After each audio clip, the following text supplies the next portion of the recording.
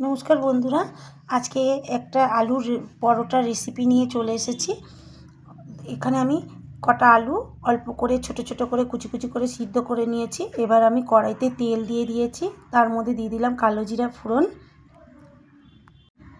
এই পরোটাটা আপনারা বাচ্চাদের করে দেবেন, ওরা খুব ভালো খাবে। দিয়ে দিলাম একটু রসুন কুচি, তারপরে দিয়ে দেবো এর মধ্যে আমি একটুখানি পেঁয়াজ কুচি করে রেখেছিলাম, শুকনো লঙ্কা ফোড়ন দিয়ে দিলাম। এবার দিয়ে দিলাম পেঁয়াজ কুচি, দিয়ে এটাকে আমরা একটু ভালো করে তেলে লাল করে ভেজে নেব।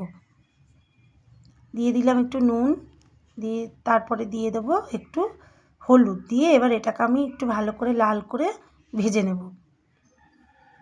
হলুদটা অল্প পরিমাণে দেবেন, যাতে বেশি দিলে হলুদের গন্ধটা ছাড়বে। এবার আলুটাকে আমরা একটু হাতে হালকা করে ভালো করে মেখে নেব। একটু নুন দিলাম, সামান্য পরিমাণে একটু চিনি দিয়ে এটাকে একটু মেখে নিচ্ছি আলুটাকে।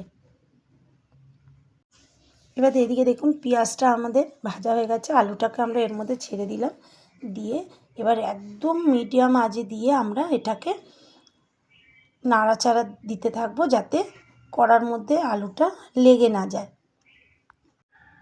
আপনারা এই আলুর মধ্যে নুনটা বুঝে দেবেন, কারণ আমি পেঁয়াজের ভাজার মধ্যেও নুন দিয়েছিলাম এবং আলু মাখার মধ্যেও নুন দিয়েছিলাম, অর্থাৎ নুনটা বুঝে দিতে হবে। দেখুন আমাদের পুরটা রেডি হয়ে গেছে। এবার আমরা আটার লেচি করে, একটু বড় করে লেচি করে নিয়ে বাটির মতন তৈরি করে এটাকে আমরা পুরটাকে এর মধ্যে ভরে নিলাম। ভরে নিয়ে খুব সাবধানে এটাকে আমাদের মুড়ে নিতে হবে। মুড়ে হাতের তাওয়ালের মধ্যে হালকা হাতে আমরা এটা গোলা করে নিয়েছি। এবার এটাকে প্রথমে হাত দিয়ে চেপে চেপে আস্তে আস্তে একটু ছড়িয়ে তারপরে আলতো হাতে এটাকে আস্তে আস্তে বেলে নিতে হবে, যাতে আলুর পুরটা সাইড থেকে বেরিয়ে না যায়। দেখুন আমাদের পরোটাটা বেলা হয়ে গেছে। এবার এটাকে আমরা হালকা করে ভেজে তেল দিয়ে মিডিয়াম আঁচে আমরা আস্তে আস্তে ভেজে নিতে হবে।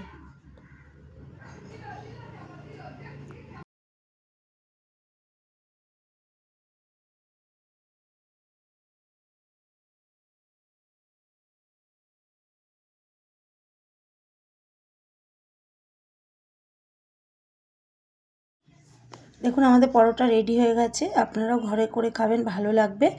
ভালো লাগলে একটা লাইক এবং সাবস্ক্রাইব করে দেখবেন। ভালো থাকবেন, সুস্থ থাকবেন, দেখা হবে পরের